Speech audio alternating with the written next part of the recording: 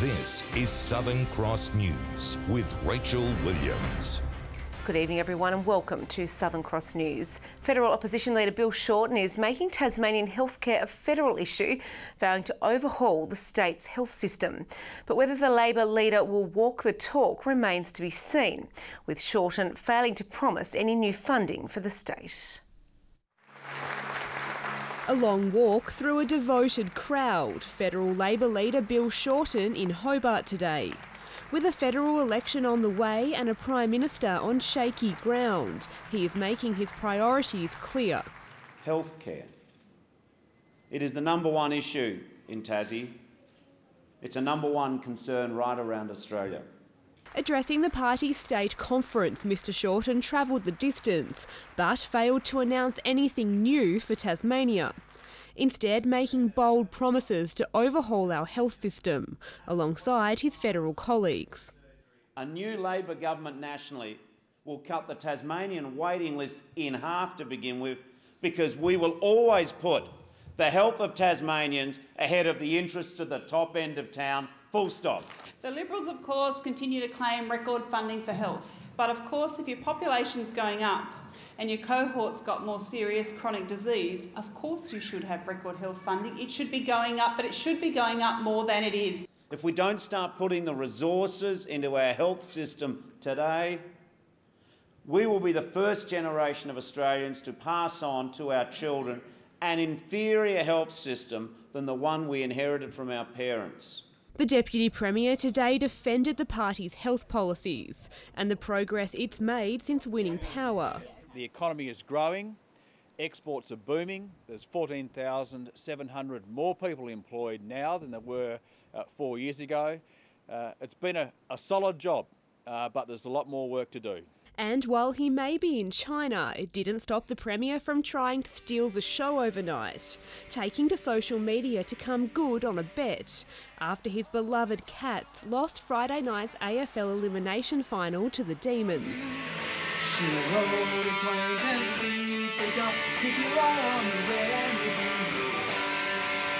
Well, I've seen the Premier play the guitar and sing on a number of occasions. He's very good and entertaining. Michelle Wisby, Southern Cross News.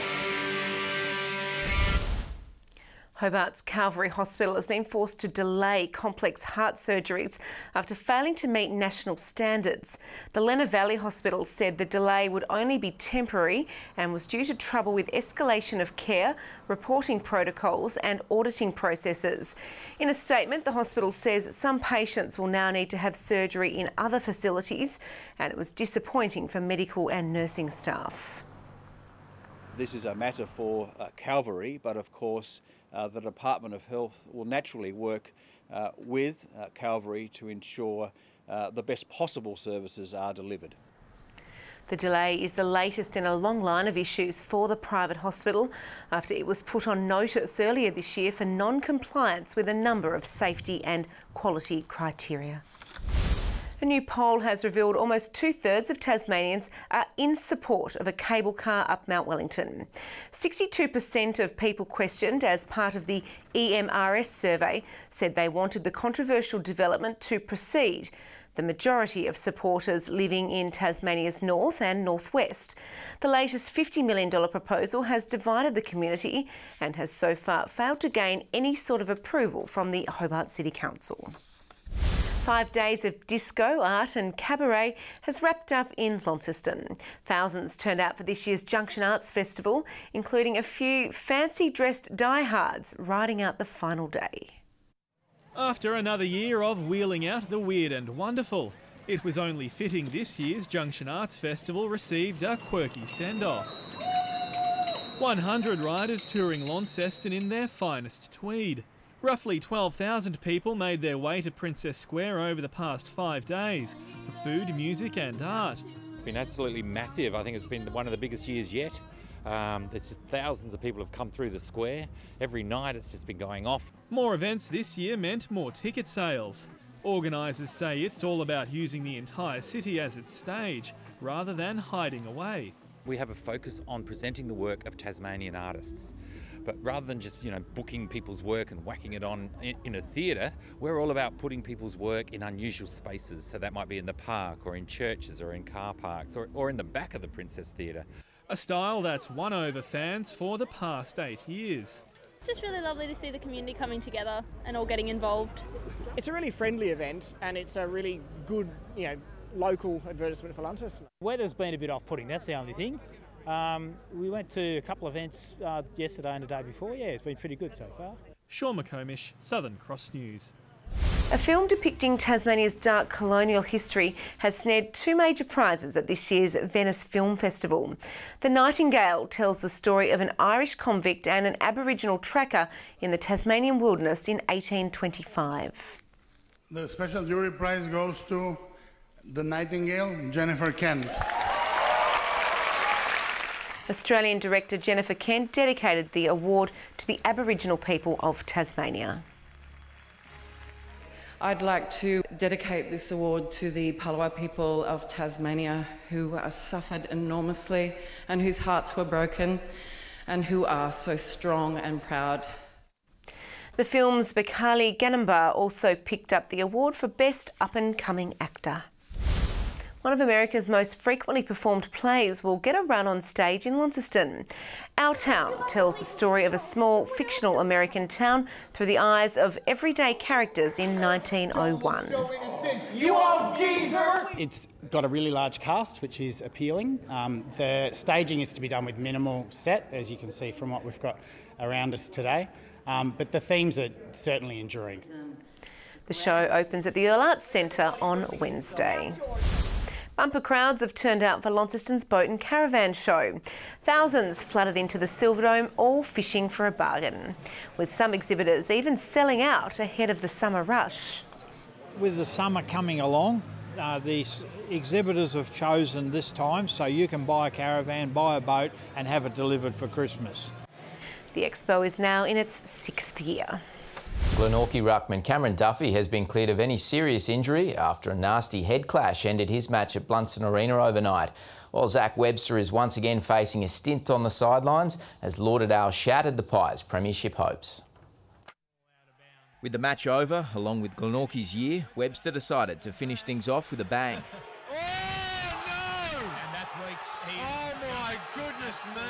Last night's contact with Jacob Gilby coming just days after he was cleared of another striking charge by the Independent Tribunal, and with the former AFL recruit now facing a lengthy suspension if he returns to football next year, he set about making amends at the full-time Siren. He shook a lot of the players' hands as well, and I haven't spoken to him about it, and obviously we'll just wait and see what happens, with the tribunal and the match review panel. Earlier in the quarter, the Blunston crowd fell silent as Cam Duffy was stretchered from the field following a head clash with teammate Brodie Rowbottom. The Pies ruckman sustaining concussion but cleared of any neck or back injury post-match. Yeah, so it was good. He arrived at the club this morning. Obviously couldn't partake in any of the commiserations. Up by 7 points at the final change, the Pies were overrun in the home stretch as Lauderdale booked a premiership showdown against North Launceston with the 18-point win. Bart Kennedy says he took pride in the way his men finished out the year. Braden Webb in the second quarter injured his leg and played on, and the medics now suspect it's a broken leg, and Matty Joseph popped his shoulder in the warm-up, played, popped it again, put it back in, kept playing. And the schedule for Grand Final Day has been locked in for next Saturday at UTAS Stadium, with North Launceston and Launceston kicking things off at 9:45 a.m. in the Mercury Cup match, followed by the Women's State League decider between Glenorchy and Clarence, and culminating in the TSL Premiership clash between Lauderdale and North Launceston at 3 p.m. The Devonport Strikers have fallen painfully short of making it through to the next round of the National Premier League Final Series. The home side was on song early, drawing first blood, courtesy of an own goal from Victorian NPL side Heidelberg United. The visitors soon squaring things up before slotting another one through before the half-time whistle. But Devonport wasn't done, whipping the home crowd into a frenzy with just minutes left of play. Good enough tonight. What can he do this time? That's much better. Oh, what a save! And then poke time by Mullaney! And Devonport have levelled it! Kieran Mullaney! Celebrations were short-lived, however, with Heidelberg sealing the 3-2 win in penalty time to knock the Strikers out of the series. Good evening. 18 today in Hobart and Launceston, 16 in Burnie and Devonport, 17 degrees. 19 was the state's high today, recorded at St Helens. Friendly Beaches 17, 16 at Smithton and Maria Island. Ouse, Grove, Lowhead, Strawn and King Island all 15. Flinders Island 14 and 8 at Lyoweeney. On the close-up here, we can see cloud across most of Tasmania in the morning, but mainly in the west during the afternoon. Mid to low level cloud can also be seen across parts of Victoria, New South Wales and Western Australia. Tomorrow, a high pressure system moves east over New South Wales and a cold front and a prefrontal trough cross southwest WA. And there are several troughs about the top end. West to northwesterly winds 15 to 25 knots, reaching 30 knots in the south, tending north to northwesterly across most of the state during the afternoon and evening and decreasing to 10 to 20 knots. Seas 1 to 2 metres, reaching 2 to 3 metres in the south. A strong wind warning is current for southern coastal waters from Tasman Island to Low Rocky Point. To tomorrow's forecast, partly cloudy in the south, 18 for Hobart and Ouse, Dover 17. Partly cloudy for the north also, a high of 19 for Launceston, 17 in Devonport and Scottsdale 16. A cloudy day for Burnie 17, cloudy also for Stanley 16 and showers with 15 degrees for Strawn. A sunny day at St Helens 17, Swansea 18 and Ross partly cloudy 18. Looking ahead to Tuesday, showers developing about the north during the morning, extending statewide in the evening. Wednesday, showers statewide contracting to the north and west in the afternoon. Thursday, rain statewide easing to showers in the evening. Sunny conditions continue across much of the mainland tomorrow, apart from some showers for Cairns and Perth. And currently it is clear right across the state, and that's the weather forecast for tonight, Rachel. Wonderful. Thank you for that, Carmen. Well, that's all your news for now. Thanks for joining us. Good night.